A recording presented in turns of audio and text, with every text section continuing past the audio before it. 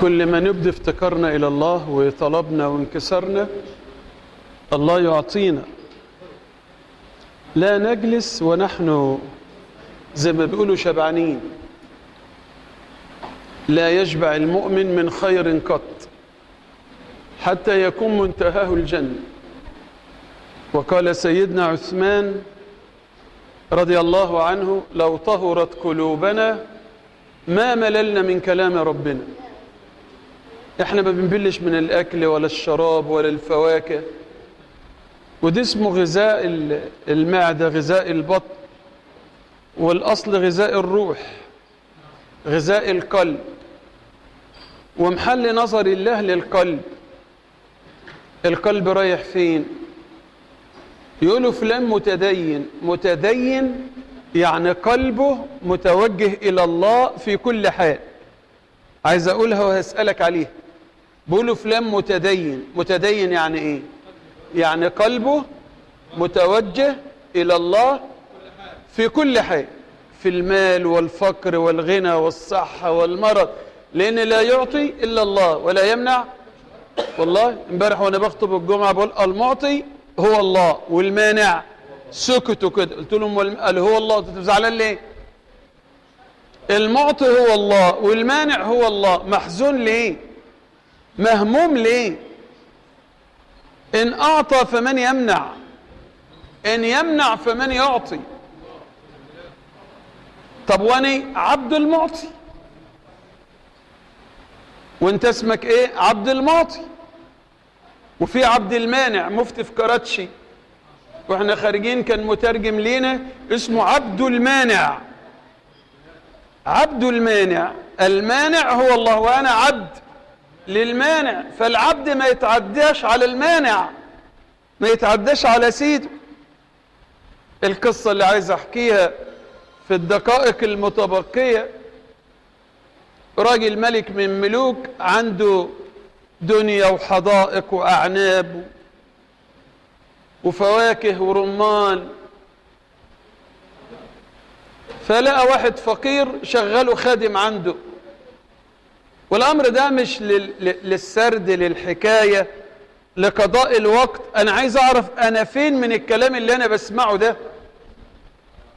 والراجل ده اسمه مبارك، وفعلا يستحق اسمه مبارك، لأن كان بركة على الناس دي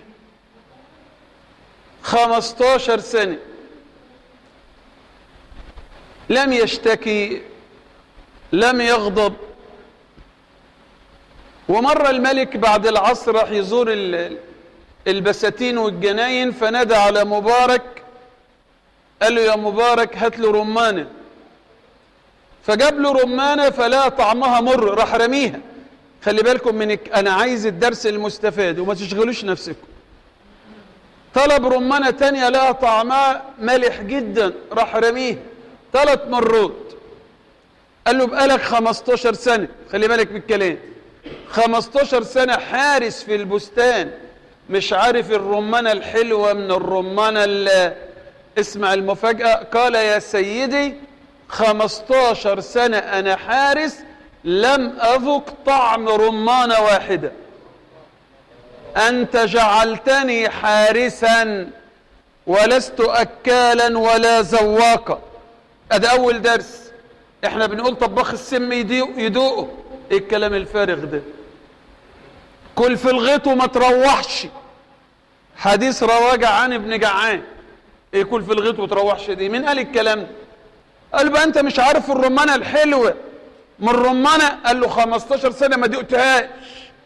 ايه التقوى دي؟ ايه الخوف ده؟ ايه الايمان ده؟ ايه الرقابة دي؟ ايه المراقبة دي؟ الملك دماغه روح، قعد مع مراته قعد يكلمها عن مبارك واخلاقه وايمانه وصدقه. حلته من الدنيا بنت واحدة وكل الناس طمعانة فيها عشان الدنيا. الملك فبدأ يكبر مبارك في عينيه ويشاوره. فراح له يزوره بيقول له: يا مبارك أنا متأثر بصدقك وتقواك وأخلاقك. أنا يا مبارك عندي بنت واحدة والدنيا دي كلها للبنت دي، والعرسان يوميا ومش جايين للدين، جايين للطين والفدادين. تنصحني أزوجها لمين يا مبارك؟ قال له لصاحب دين. من جاءك من ترضون دينه وخلقه فزوجوه. احنا ترتيبنا الإسلام مش ترتيبنا. قال له كلامك مظبوط. رجع الملك حكى الحكاية لمراته وبنته، وقعد 3 أيام ما يجيش البستان، ورجع لمبارك قال له أنا شاورتك واستخرنا، وشرح الله صدر البيت ان ما نزوجهاش الا الرجل تقي وصاحب دين. قال له هو ده الكلام. قال له فأنت العريس يا مبارك.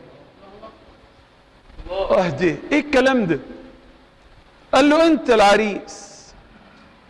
خلي بالك الدرس الثاني، درس الاولاني التقوى الصدق، الدرس الثاني بالتقوى تتحل المشاكل والدنيا تجيلك خدامة.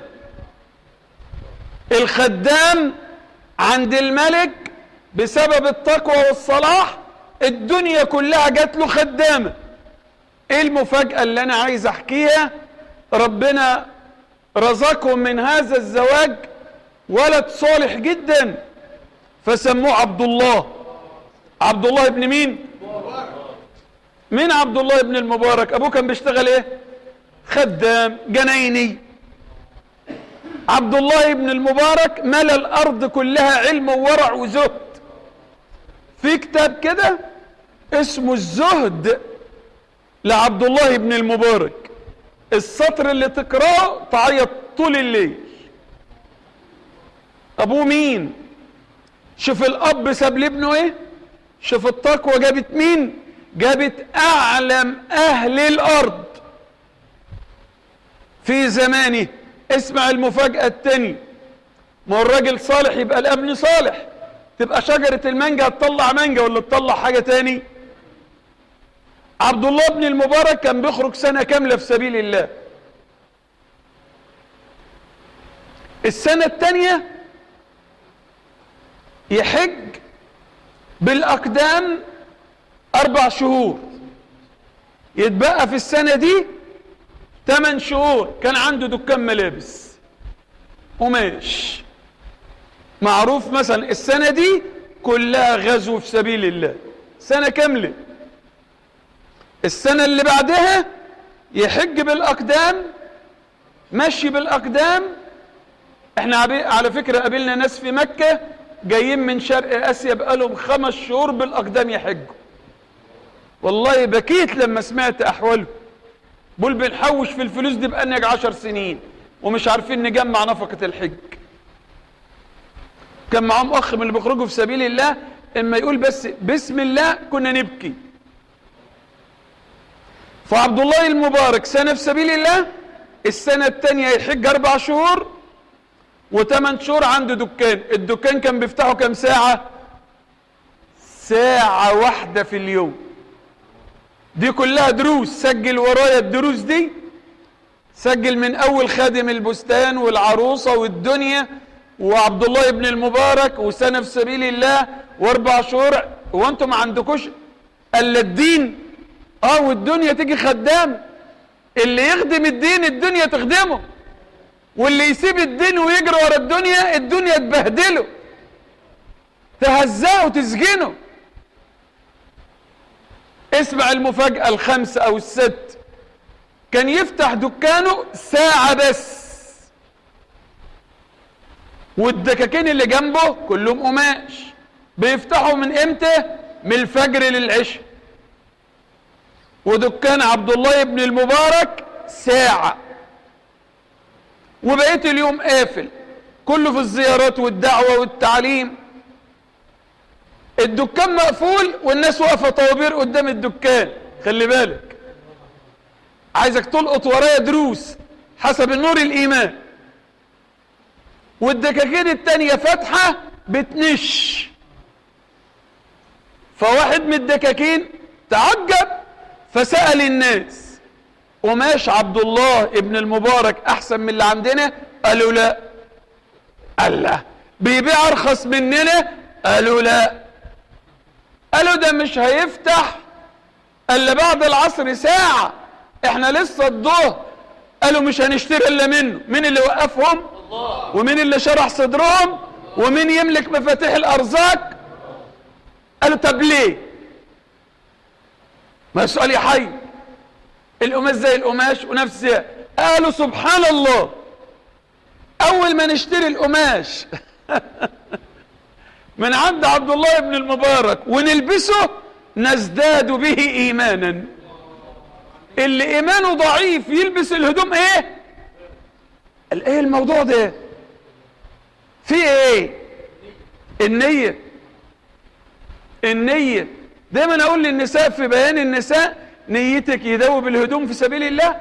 اللي ياكل الاكل ربنا يرزقه الاستقامة والهداية وغض البصر زوج معاندني. طب ما تحط النية في الاكل ان يبقى زوج صالح مصلح ويتحرك للدعوة ويخرج في سبيل الله. فمن البداية الخادم بقى ورا الكواليس اللي هو المبارك. كل علم عبد الله بن المبارك وورعه وتقواه في صحيفة ابوه. سؤال: سبت لعيالك ايه واحنا شايلينك مودينك المقابر؟ قصد المحكمة، هي اسمها مقابر بس من جوه محكمة. فالملائكة بتسأل بتقول: قدم لنفسه ايه؟ الملائكة بتقول ايه؟ قدم لنفسه ايه؟ والناس الخايبة بتقول ايه؟ ساب لعياله ايه؟ كمان موقف قبل الاذان: عبد الله المبارك في السنة اللي بيحج فيها ده كانت جوازة فالحة عشان زهد ابوه ورع ابوه. يا حرام الذرة، يا حرام القت في الغيط، يا اللي ما عدناش عارفين نمشي على الجسر، نقلوا ونزلوا الارض، يا واكل حق البنات، ما تدوقش رمانة. واحد بيسألني في السعودية على التليفون: انا شغال في مطعم ب2000 ريال لكن انا استاهل 3، باخد من ورا الراجل 1000، ايه رأيك في دي؟ قلت له لا مفيش فيها حاجة، انت حرامي بس، انت حرامي بس. قال اصل زملاتي بياخدوا 3. قلت له طب ما تقول للراجل زودني. الاتفاق والشريعة والعقد يزودك، ما زودكش عايز تمشي امشي، لكن ناكل لقمة حرام؟ لا لا. من اكل حلالا، بصوا لي انا لما بشرح الحديث ده على المنبر اقول لهم بصوا لي: من اكل حلالا اطاعته جوارحه. عينه تلقى لها فرامل ولسانه ودان. من اكل حراما عصته جوارحه. يبقى شيخ وعينه ملهاش فرامل. ذاك دايما نتاكد من اكلنا. عبد الله بن مبارك ومره رايح يحج بالاقدام معاه 100 دينار،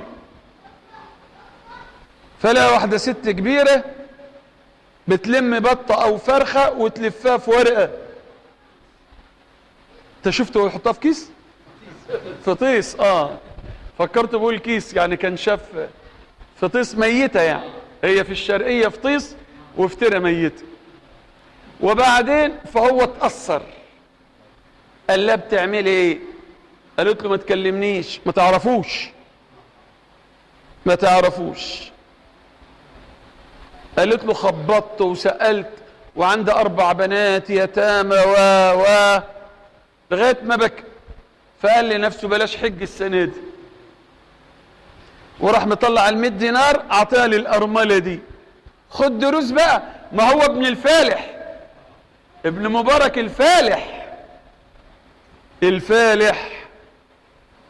وبعدين قال بلاش حج السنة دي، وكان يصلي في المسجد ويروح البيت. ال4 شهور اللي هم بتوع الحج واخد وعد كده. فيسمع الناس في الجامع بعد ما الناس رجعت من الحج واستقبلوهم يقولوا ياه احسن حج السنة دي، ربنا يبارك في عبد الله بن المبارك، ما سبناش في حتة في المناسك مكة والمدينة الا علمنا. هو يسمع هيتجن. هو انا رحت في كل حتة معانا، في كل حتة يذكرنا، في كل حتة يعلمنا كل يوم. قال لا، ده في حاجة بقى. فصلى العشاء وصلى 4 ركعات بالبكاء والدعاء. قال له يا رب ايه اللي بيقولوه ده؟ يا رب انا عايز اشوف اجابة وحل للموضوع ده. فلما نام شاف سيد الناس سيدنا النبي، شاف سيدنا النبي صلوا عليه. احنا بنحب سيدنا النبي اكتر من ابويا وامي. ابويا وامي سبب وجودي في الدنيا، لكن سيدنا النبي سبب دخولنا الجنة. امال احنا خارجين في سبيل الله؟ ايه اللي جايبكم من الشرقية للدقهلية شايلين فكر النبي وجهد النبي ودعوة النبي وتعلموا الناس حياة النبي، سايبين بيوتكم في رمضان ليه ونفسكم تفطروا مع عيالكم؟ ما الناس سابت بيوتها في رمضان، واللي راح السعودية والكويت ولبنان، واللي ضرب واحد ودخل السجن، واللي في المستشفى. لكن سبيل الله غريبة على الناس، غريبة. امسكوا بإيدكم واسنانكم. بدأ الإسلام غريبا وسيعود غريبا كما بدأ. طب خد الكتاب ده اقراه، امر عادي. خد الشريط ده اسمعه. لسه واحد من الاحباب بيقول لي انت اعطيني خطبة عن الصدق سامعها بسمعها حضرتك. خد اسمع، امر عادي. درس في المسجد، امر عادي. ناس سايبين الشرقية وجايين تير ويخبطوا على الابواب ويلفوا، امر عادي ولا غريب؟ هو ده الدين. بدأ غريبا بالدعوة والجولة وسيعود غريبا بالدعوة والجولة. في عمود في مسجد سيدنا النبي في المدينة مكتوب عليه مقالة للإمام مالك. مالك برضو كان فالح ابن فالح، مالك ابن أنس ابن مالك صاحب الموطأ. بيقول لا يصلح آخر الأمة إلا بما صلح به أول الأمة، الدعوة إلى الله. فسيدنا عبد الله بن المبارك صلى ونام، فشاف سيدنا النبي صلى الله عليه وسلم، سلم عليه قال له جزاك الله خيرا يا ابن المبارك، إن الله يا إكرام الأرامل والأيتام ده موضوع بطننا بقى حموضة من كتر الأكل من أول رمضان. قال له إكرامك لليتامى للبنات اليتامى إكرامك لمحمد رسول الله، فكل بنت يتيمة هي بنت رسول الله. يا سلام يا ابن المبارك، إن الله خلق ملك من الملائكة على صورتك يمشي مع أهل بلدك أو قريتك، يدعو معهم ويعلمهم ويتحرك معهم. يا ابن المبارك، إن الله كتب لكل حاج حجة كاملة وكتب لك 70 حجة إكراما للبنات والأيتام. دروس عجيبة من أول الأب الفالح، الأب الناجح. مش كلام بنقوله بس، كلام عايزين نذاكره، وتذاكروا مع مراتك وعيالك، وتذاكروا مع كل واحد شغال عند واحد في دكان ولا شغال في مطعم ولا في مزرعة. من أول التعفف، من أول الصدق، من أول التقوى. 15 سنة ما يدوقش رمانة، أمال إيه؟ نعم الأذان. فنسأل الله يتقبل منا ومنكم ويجعلنا من الصادقين ويجعلنا من المتقين يا رب العالمين. إن شاء الله نسمع الأذان، تصلي العشاء والتراويح بترتيبكم البسيط، وبعد الصلاة نشرب مية وشاي ونرد على الأسئلة إن شاء الله. سبحانك اللهم وبحمدك، أشهد أن لا إله إلا أنت، استغفرك وأتوب إليك.